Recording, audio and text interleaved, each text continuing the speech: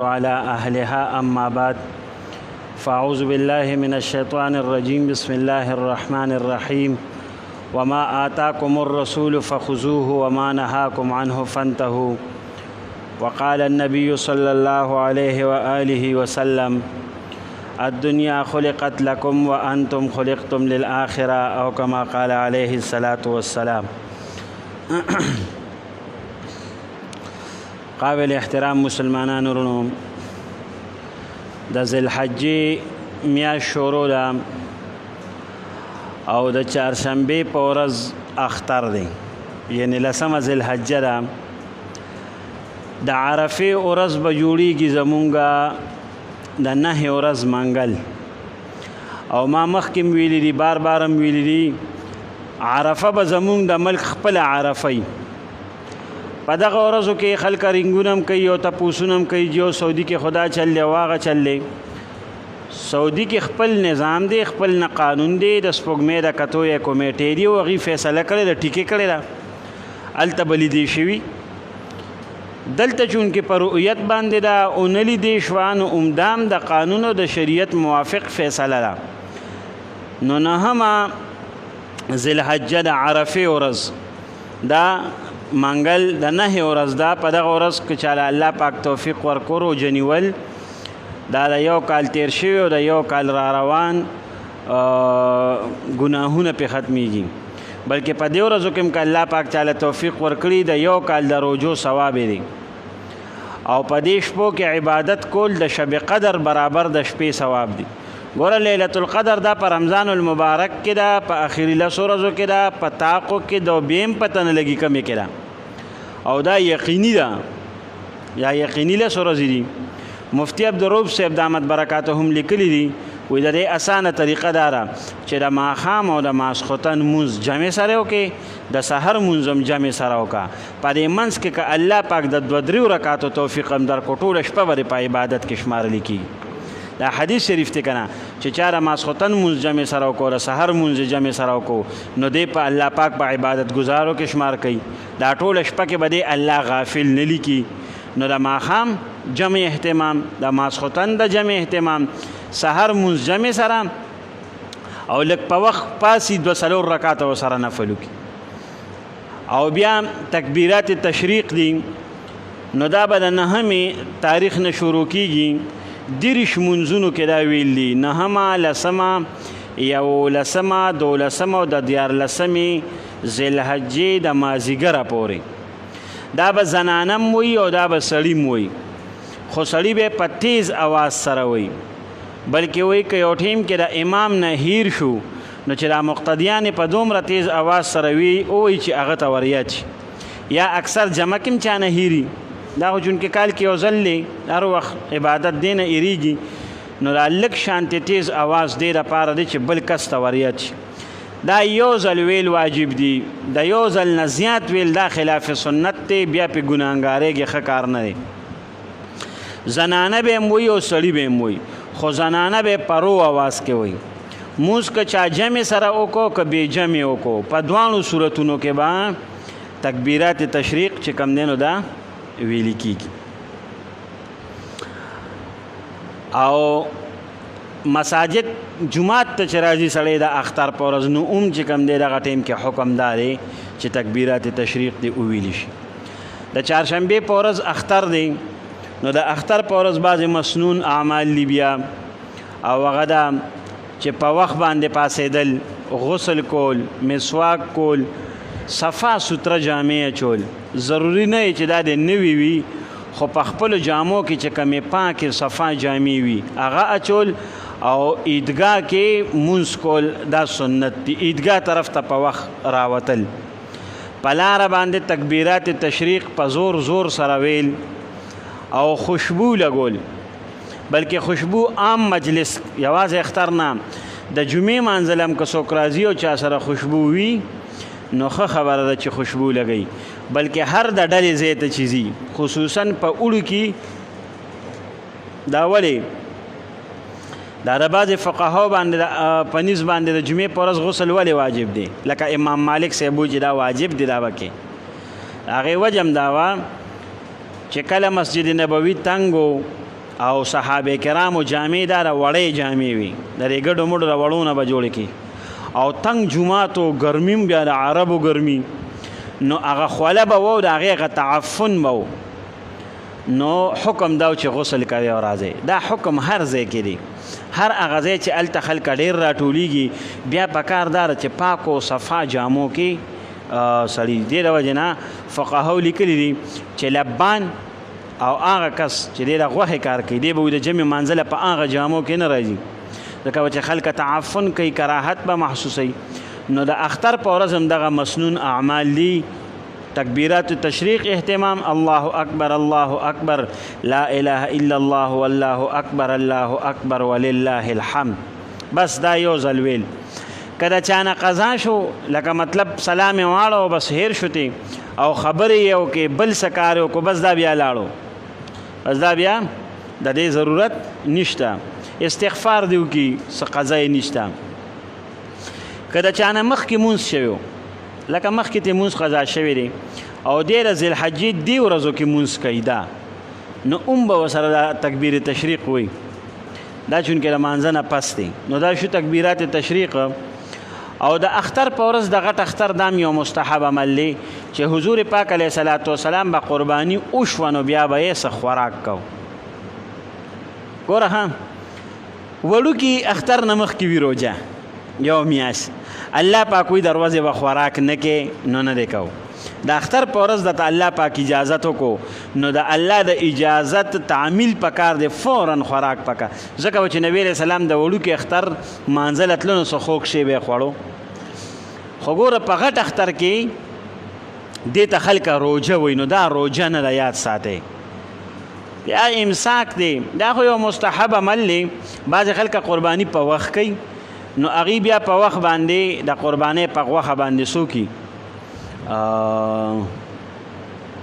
اړومبې شروع دی هغې نه وکړي خو د غټ اختر په ورځ مستحب دا دی چې د مانځه نه پس څه ونه خوړی شي او د اختر د مانځه نه پس که څوک خوراک کوي مستحب عمل دی په ځان دی څوک فرض او واجب نه ګڼي د قربانۍ ډېر مسایل اکثر دا تقریبا مونږ وویلې بله جمعه پکې راځي نه د قربانۍ څاروی چې راوستو ورک شوتې نو که د بل څاروی بیا واغشتو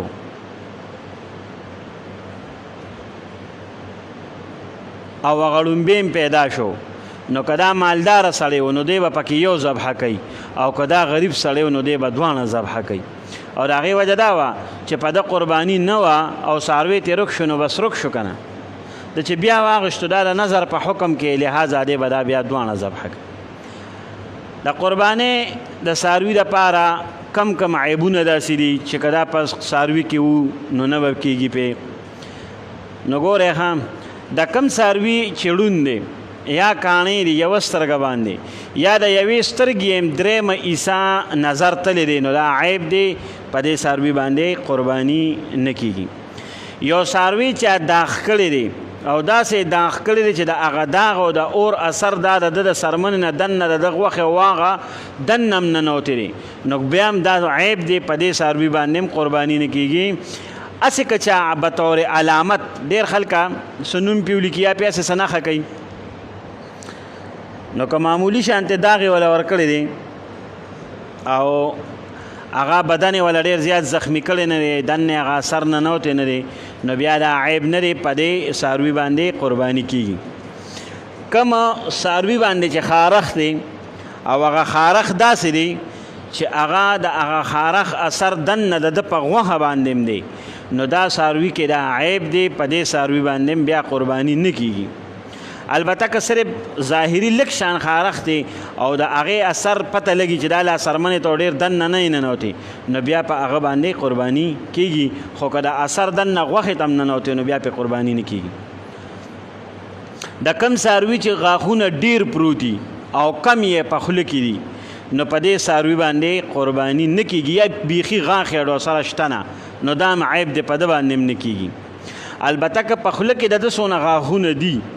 نو زیات یې خوله کې شته او کم پروتي دي او په غیا خوړو کې دته څه تکلیف هم نشته نو دا بیا عیب نه دی په دې څاروي باندې بیا قرباني کېږي د کم څاروي چې پیدایشي ښکرې نشته یا شته خو وړې وړې ښکرې دي نو خیر دی په دې څاروي باندې هم قرباني کیږي دا عیب نه دی خو که د کم څاروي ښکر ماتو او داسې مات دی چې هغه غونډه قوقله بیخي وتې ده او د دې زخم اثر د ده دننه مزغو پورې رسېدلی دی نو دا بیا عیب دی بیا په دې څاروي باندې قرباني نه کیږي خو که ښکر وونه یا و خو واړه واړه دي یا کټم دی خو ورکوټې پاتې دی نو بیا هم پې کېږي خو که دا د ویښه بیخه د ښکر وتې وځي شته داسې او د هغې بس مکمل ختم شي او دننه هغه اثر د زخم مزغو پورې رسېدلي نو دا بیا عیب دی په دې نه کي د کم څاروي چې غوږ کټ دی یا اړوشتنه یا د درېمې حصې نه زیات کټ دی نو دا عیب دی په دې څاروي باندې قرباني نه کېږي د کم څاروي چې لکۍ د درېمې حصې نه زیاته کټ وه مثلا 3 فوټه لکۍ ده او یو نیم فوټ نشته دا د درېمې حصې نه زیاته کټ ده لہذا دا بیا عیب دی په دې باندې هم قرباني نه کېږي کم څاروي چې ګډ دی یا مثلا پس دا څلورم خپاړو د سره په ځمکه لګولی نشي یا دا نه ګډ دی چې بس پاسېدی نشي بیخي پروت دی دا هم عیب دی خپه پاسېدي خوشي خو د خپه دیړو په ځمکه نشي لګولی دا هم عیب دی په ده باندې هم نه کېږي البته دی ګډ دی خو دی د خپه په ځمکه لګوي او د دې خپې د وجې نه د نورو دریو خپو ته یو سهاره میلاویږي او دی به چې ته کوم ځای کې ذبحه کې هغه ځای پورې پې دې تلی شي نو بیا خیر دی بیا پې ټیک ده داسې څاروي مثلا میخه چیلې غوا چې هغې کې وخت لږ دی او د هغې په خېټه بچی دی حامله ده او ماهر سړی ووایي کم کس چې په دې پیږي چې دې کې خو یا یو ورځ ده او یا یو 2 ورځې دي نو داسې څاروي بیا ذبحه کول فقها وایي دا ښه کار نه دی مکروه عمل دی البته د حامله څاروي قرباني جایز ده که چا داسې څاروي حلال کو د هغې خېټه کې بچی راووتو نو که ژوندي و نو د هغې حکم دا دی چې دیم ذبحه کا حکم یې همدغه دی حلالې به که ژوندي و حلالې به کړه دی علي وی خوره ګنې مې خوره بس خپل کار دی خو حکم یې دا دی حلال دی پاک دی صفا دی حلال کا البته که مړه خو بس بیا خبره ختمه خو که چا حلال نه کو او پرې یې خو نو د ده ګورې بیا صدقه کول واجب دي د ده صدقه کول واجب دي خو ګوره یو سړي څاروي حلال کو او هغې کې بچی راووتو ده حلال نه کو ده نه بس ده پرېښو ده 2 کاله وساتلو او قربانی ته جوړ شو او اوس پې قرباني کوي نو که په ده قرباني واجب و نو په دې څاروي دا قربانۍ په دې نه خلاصېږي ځکه چې دی خو را روان د مخکې نه د صدقه کول واجب دا خو په ده فرض دا خو دی پردی سړی خیرات کوي دا خو دی د الله د نوم پخوانه قربانۍ لپاره خو به څاروي ته په خپله باندې اخلي لہذا دغه به صدقه کې او که اولې ساتلو نو بیا هم که واجب قرباني دی په دغه سخي بیا هم نه سر کېږي په دغه بچي باندې ذبحه طریقه وسي نو ذبحه په 2 قسمه ده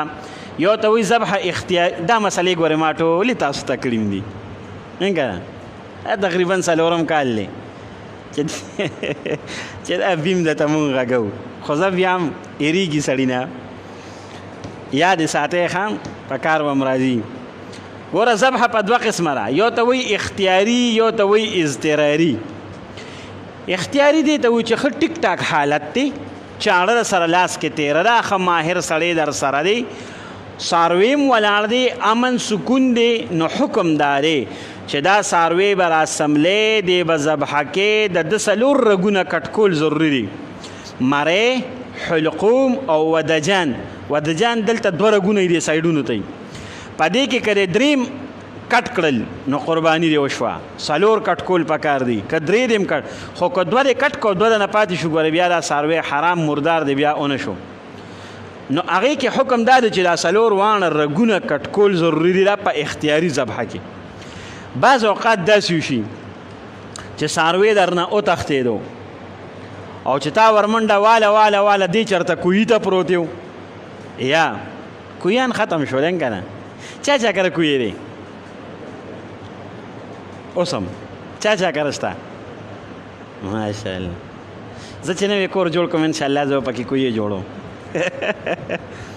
کویان مویان دا ځان له یو قیصه راښه که ژوندي دا به یو ورځ ویو چې دا ولې رو رو ختم شو. نو فرض که کوی ته پرېوتو یا مثلا څاروي باندې دیوال را پرېوتو کوټه پې را پرېوتو چې ته ورتلې دی د نمري لکه ته قصاب راولې او بیا چاړه تېره کړې او بیا وایې چې دغه 4 رګونه کټ کول پکار دي او دی به قبلې ته کوم او ورکوزېږي او دی د نه مړي نو دی ته وایي د مجبورۍ ذبحه. اوس به حکم دارې چې دومره څه تېره شی راواله چې بسم الله الله اکبر پې ووایي او بس دی پې اولي او د ده د بدن نه وینه وباسه. نو که ډېرې په مرۍ وویشتو که په پتون دي وویشتو که په هر ځای دي وویشتو خو چې بسم الله او الله اکبر دی ووي خو تېره شی پکار دی. غشې چاړه چاکو تېره توتنې داسې قسمه شی پکار دی چې په هغې یې اولي او د ده د بدن نه په کوم ځای نه دې وینه اوښکه په حالت د ژوندیوالي کې بس دی حلال دی بېشکه بې شبې یې خوره. دې ته وایي د مجبورۍ ذبحه. خو د اختیار ذبحه عمده ده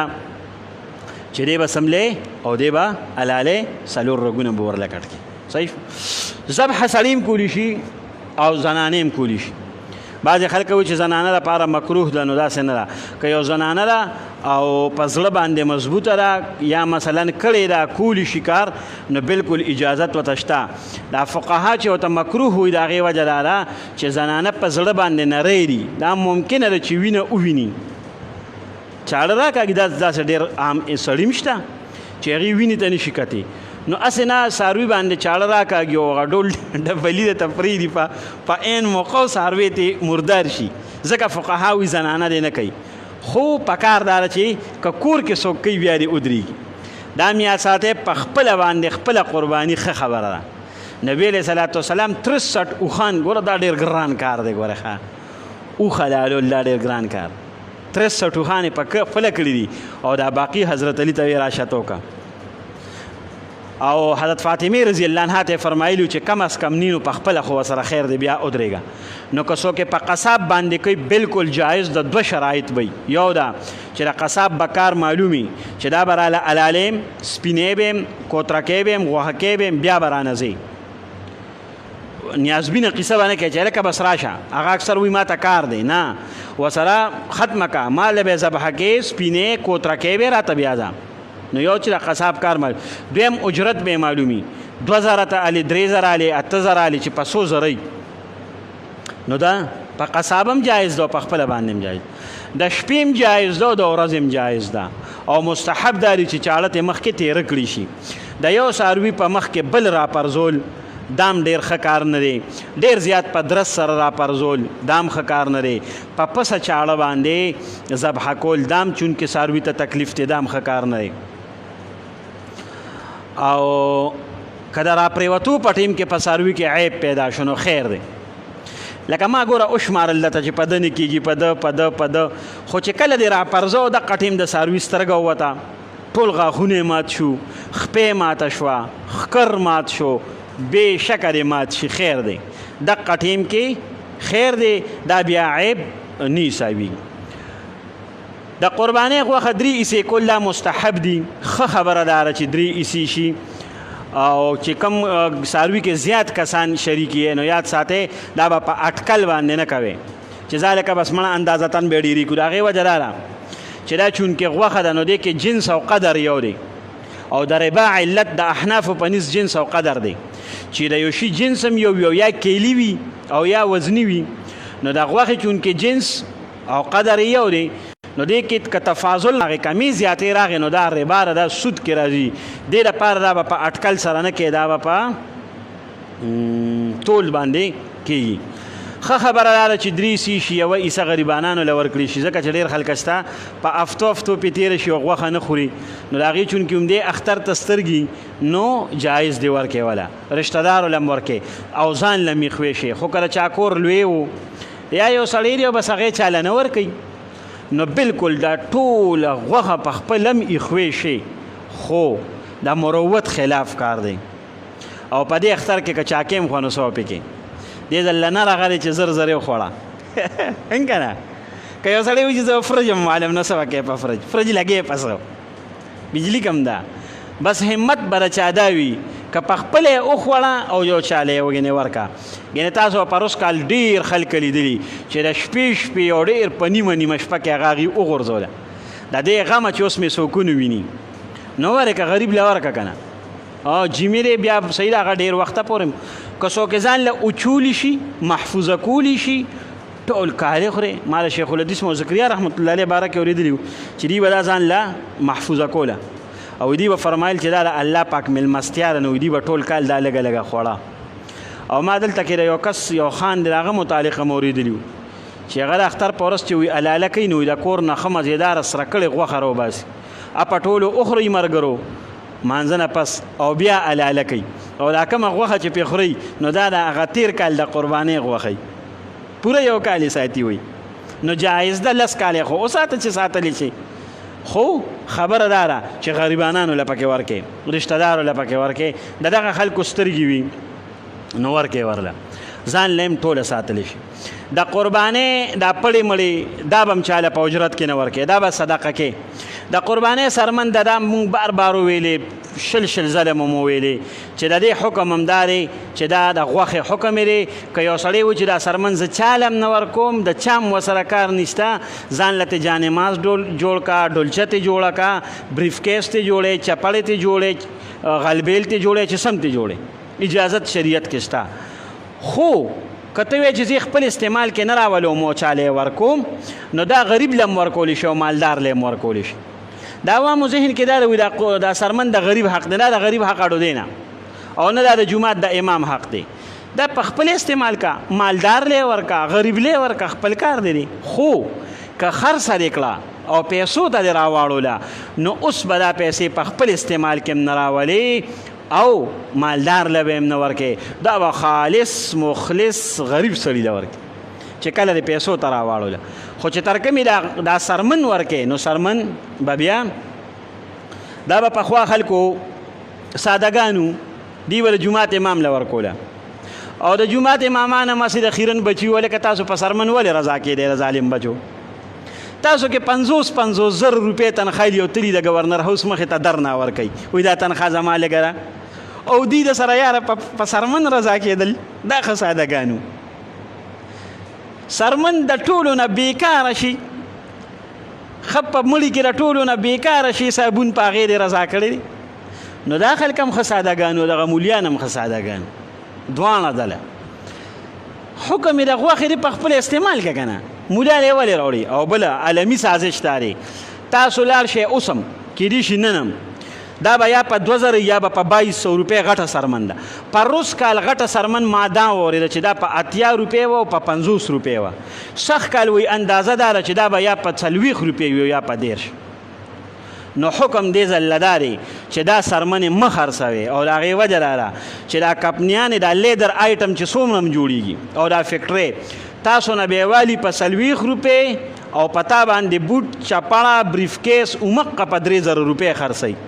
لہذا حکم داري چې سخ کال له ټول خلک دا سرمن لکه د وینې خخه کی دا چاله مورکه دا د جمعات امام لم ورنکه دا غریب په دیر شروع پو کیسه او ټول اورسته تاویږي او کله په مالګي مګي مړ او کله وسره سکه غریب تر د اختر په خوشاله کی او دا غریب دلته تاویږي د سرمنه خو ته وي استاد را شالته پرتر ټاپو کې نو چې غوخه دی راوړنو دا باندې مروړې وکنه بالکل به جمعات امامانو لنه ورکوي دې زل ټول پټوله سرمنه خخه کې د کپنو والا له مورنه ځکه چې په 10 روپے د نالی او یار بل ورځ باندې په لزر خرڅي نو دوکه سره کوي کنه لہذا پکار دار چې حکم دار چې مارکیټ ته ډو سرمن لاړ نشي یو سرمن د مارکیټ ته لاړ نشي او تاسو دې را چغي ویني بوټان ورتوار ګرانیږي چپړې ګرانیږي لیدر جیکټ ګرانیږي د زنانو پرسونه ګرانیږي او سرمن ته مانه په 10 روپے لې خچون کې په دې سرمنو د مدارسو او د جمعات د بعض امامانو ډیر سکیږي دي سره بس کوي نو داسې به اوکې چې کم سړی قرباني کوي هغه به یو د 1000 روپو نوٹ د جمعات امام لور کوي او کنه لکه یو سړی د 1 لک روپو قرباني کوي نو په 1 لک کې 0 روپے څه شي لہذا د جمعات دی امام تم زما درخواست دارې که د مجلس کې ناستي د چا نه دې سرمن نه اخلي او مې ورله راوړی دا چېته خښه کې یو 2 کاله مخکې یو مولانا ورته پکې هم لګولی و مړه وه په کله وې پیچونې اچولې او کله مالګه چې دا کله یو 2 درې هفتې پس به زه خرڅوم بیا به ګرانې او یا راوته خرابې شوې بیا ورله په 2.5 جرنیټرو کو سین ته ټولې وړي دا ستاسو له لاسه د چا دا نیت دی چې امام له به یو د 1000 لوټ ورکوي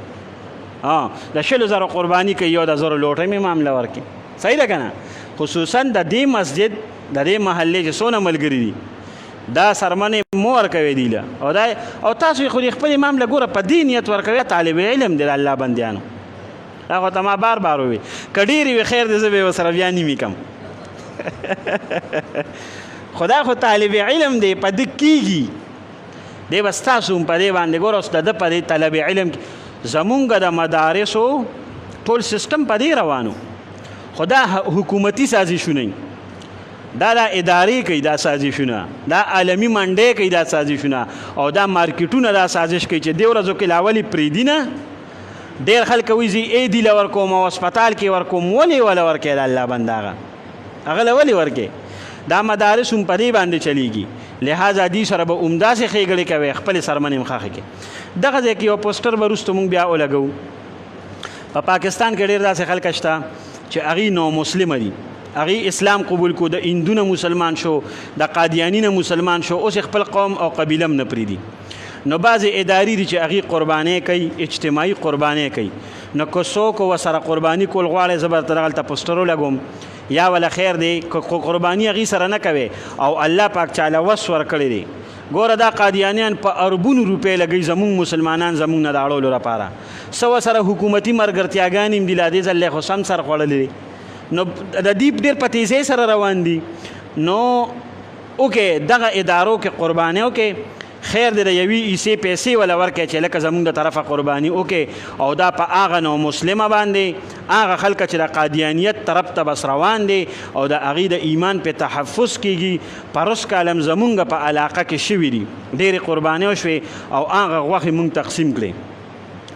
پروس کالم دلته کې بیا دي غواګانې راوستې حلالې کې او هغه خلکه چې هغوی قربانۍ نه وي کړې مونږ د هغوی لیست جوړ کړو او هغه غوښې مونږ شاپرو کې واچولې او هغوی کره په خپله باندې مونږ ور رسولې وي دا هم نه چې لکه راشه او زه به یې در کوم نه ډېر په احترام او عزت سره غوښه مونږ د هغوی ځایونو ته رسولې وه دلته ډېری کې قرباني شوې وه مدرسه کې نو که څوک کول غواړي نو دغه پوسټر به ته مونږ ولګو هغې کې به نمبر هم وي انشاءالله او د هغې نه بیا هغې سره رابطه وکړي الله پاک ته د عمل توفیق رانصیب اللهم أرنا الحق حقا وارزقنا اتباعه وأرنا الباطل باطلا وارزقنا اجتنابه وصلى الله على النبي الكريم وعلى آله وصحبه أجمعين برحمتك يا رحمن